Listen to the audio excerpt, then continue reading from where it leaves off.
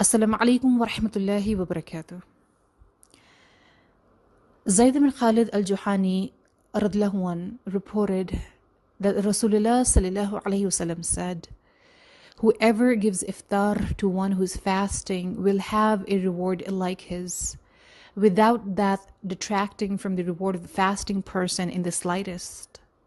This hadith, which is reported by At-Tirmidhi rahimullah as well as Ibn Majah rahimullah, and classified as Sahih by Ibn Hibban rahimullah, as well as from our era, Shaykh al-Bani rahimullah, as Sahih hadith, gives us motivation, encouragement to help others open their fast. And Shaykh al-Islam Ibn Taymiyyah rahimullah said that what is meant by giving iftar to another is to give him enough to satisfy him. Do you know that the Salaf, the first three generation Muslims, the righteous amongst them, were extremely keen to providing food for others to open their fast? Not only in Ramadan, but especially in Ramadan, to provide food for others. This is considered as one of the best of righteous deeds. And do you know how they, the first three generation of Muslims, how seriously they took this nasiha of Rasulullah sallallahu alaihi wasallam? One of the Salaf said that for me to invite 10 of my companions and feed them food that they like is more dear than to free 10 of the sons of Ismail from slavery. In fact, many of the Salaf used to give up their iftar to others. For instance, Abdullah ibn Umar anhum, and even Imam Ahmad ibn Hanbal rahimullah amongst the others. Do you know that Ibn Umar anhum used to only break his fast with the orphans, the poor, and the needy? This is how they took this nasiha.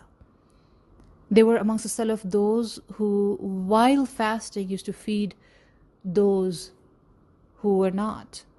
While fasting, they were helping to prepare the iftar for others. They would sit and serve them. Subhanallah. It is also reported from Abu As-Sivar that men from the tribe of Banu Adi used to pray in this particular masjid, and not one of them would break his fast on his own. If they found someone to join them, they would eat with him. Otherwise, they would just take their food out to the masjid and eat with the people, and the people would eat with them. Subhanallah.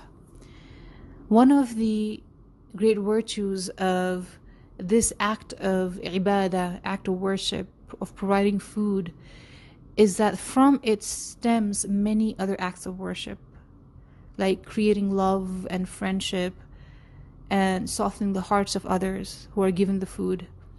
It is also a means of entering Jannah. Do you know that? It is a means to enter Jannah. As Rasulullah ﷺ said, you will not enter Jannah until you truly believe, and you will not truly believe until you love one another. And this is one of the gestures of love that you show to one another. Also, it is reported that, like some of the Salaf would say, that this practice of sitting with the needy, the orphans, or the righteous, and seeking reward by helping them to do acts of worship and feeding them, so that not only you gain virtue, but they also have enough strength to do ibadah. This is considered as one of the greatest of Amal Salih. Such amazing blessings for providing someone else with food to open their fast.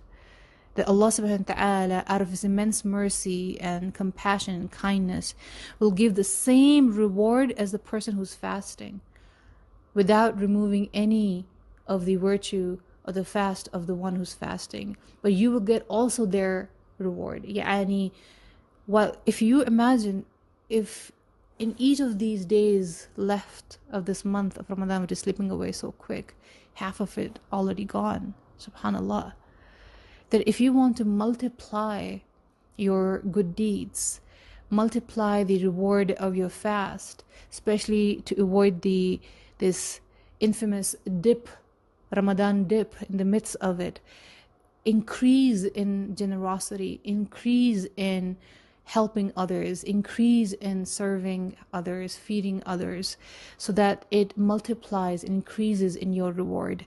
So you'll be every single day not only fasting your fast, but it is as if you're getting virtue of that twice as much by feeding one another, or thrice as much by feeding 3 others. So imagine if you fed 10 people to open their fast, then it's as if you fasted 10 fasts the same day. Subhanallah. So the question for self-assessment is, where do we stand in this matter? Where do we stand?